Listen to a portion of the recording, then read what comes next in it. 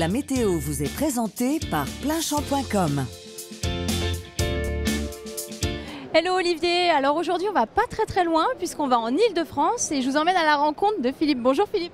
Bonjour Anne-Sophie. Alors parlez-moi un petit peu de votre exploitation, vous élevez des brebis solognottes?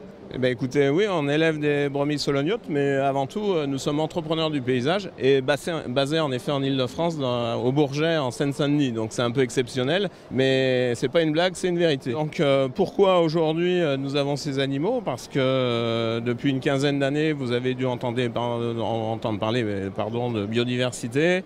Et donc on a dû un peu revoir notre copie sur nos façons de faire et de trouver des méthodes alternatives qui nous permettent d'intervenir avec des méthodes plus douces sur des parcs qui sont classés Natura 2000, zones naturelles sensibles.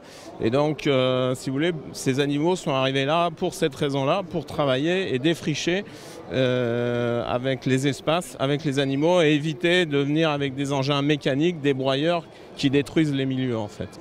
Alors revenons sur la brebis solognotte, c'est une race qui a failli disparaître. Alors combien de têtes aujourd'hui et combien d'éleveurs?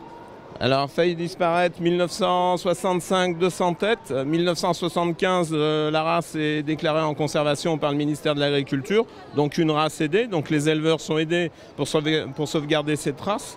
Et donc aujourd'hui, vous voyez, on était en 65, 200 têtes. 75, elle est déclarée donc en conservation. Nous sommes en 2017 et aujourd'hui, nous avons 4500 têtes pure race. Donc il y a quelques éleveurs qui ne jouent pas le jeu. Mais on va parler de ceux qui inscrivent leurs animaux. Et donc là, on est au fichier national. Il y a 4000 têtes pure race aujourd'hui dans cette race. Et race rustique, est-ce que ça veut dire plus résistante? Alors aujourd'hui, la vraie définition de la rusticité, justement, c'est un travail qu'on doit faire avec des chercheurs encore, parce qu'on parle du mot rustique, mais c'est pas si évident que ça.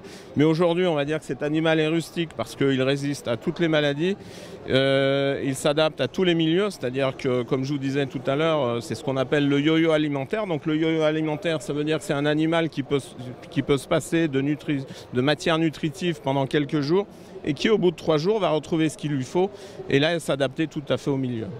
Et est-ce que vous savez le temps qu'il va faire chez vous demain en Île-de-France? Demain, nous sommes à rayon de soleil, donc il va faire beau. Alors malheureusement, demain en Île-de-France, ce sera de la pluie, de la pluie, de la pluie. Le soleil aura même du mal à pointer le bout de son nez. Côté température, comptez 5 le matin à Paris et 9 l'après-midi. En France maintenant, pas de jaloux, le temps sera gris et humide pour tout le monde. Attention au risque d'orage et de grêle pour la moitié nord.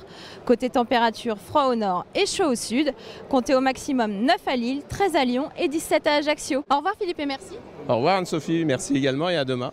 À demain pour de nouvelles rencontres dans la météo des régions. C'était la météo avec Plainchamp.com.